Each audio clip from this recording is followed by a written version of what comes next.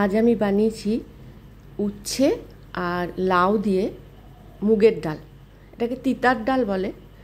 তো যাই হোক, তো এই ডালটা বানানোর জন্য আমি প্রথমে মুগ ডাল একটু শুকনো খোলায় ভেজে নিয়েছি, শুকনো কড়াইয়ে ভেজে, তারপর খুব বেশি না, হালকা করে ভেজেছি। ভেজে ভালো করে ধুয়ে সিদ্ধ করে নিয়েছি ডালটাকে। ডালটা সিদ্ধ এমনভাবে সিদ্ধ করেছি যাতে যাতে গলে যায় না, অথচ নরম হয়, ডালটা গোটা থাকে। এভাবে সেদ্ধ করা হয়ে গেছে। এবার ওটাকে আমি রেখে দিয়ে আমি এবার লাউ দিয়েছি যেহেতু, তো লাউটা আমি এখন রেডি করে নিচ্ছি। লাউটাও ডালের সঙ্গে সিদ্ধ করে নেওয়া যায়, কিন্তু তার চেয়ে বেশি মানে টেস্ট হয় এইভাবে করলে। আমি একটু কালো জিরে, সামান্য একটু তেলে কালো জিরে, শুকনো লঙ্কা ফোড়ন দিলাম, দিয়ে লাউটা দিয়ে একটু নুন হলুদ দিয়ে ভাপিয়ে নিলাম। জল তো দিতে হয় না, কেননা লাউ থেকেই জল বেরোবে। আর লাউটা ভীষণ কচি ছিল, আমি কচি দেখেই নিয়ে এসেছিলাম। এবার লাউটা ঢাকা দিয়ে আমি একটু সেদ্ধ হতে দিয়ে আমি উচ্ছেগুলোকে কেটে নিয়েছি। ততক্ষণে আমার লাউটা শুকিয়ে এসছে।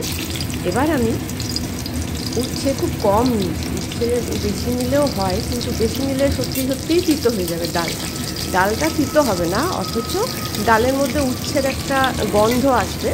এইভাবে আমি রান্নাটা করতে চেয়েছিলাম।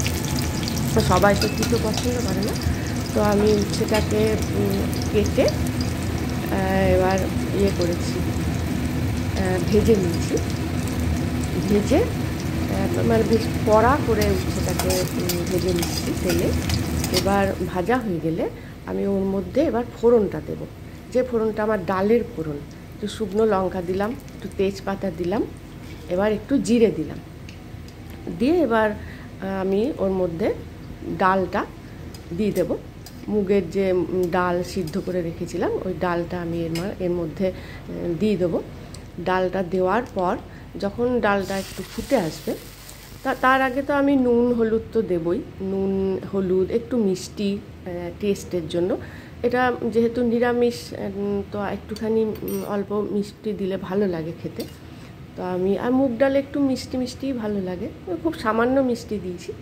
তো এবার আমার তিতা তো মানে উচ্ছে তো দেওয়া হয়ে গেছে। এবার আমি যে লাউটা সিদ্ধ করে রেখেছিলাম সেটাকে এর সঙ্গে অ্যাড করে দিলাম। এবার ফুটে উঠলে আমার আর কিছু করার নেই, এর মধ্যে একটু ঘি দেওয়া যায়, তো আমি আর গরমের সময় আমি আর ঘি দিইনি। এই ডালটা খুব উপকারী, মানে গরমের সময় না পেট ঠান্ডা করে, শরীর ঠান্ডা করে, আর খেতেও খুব ভালো লাগে।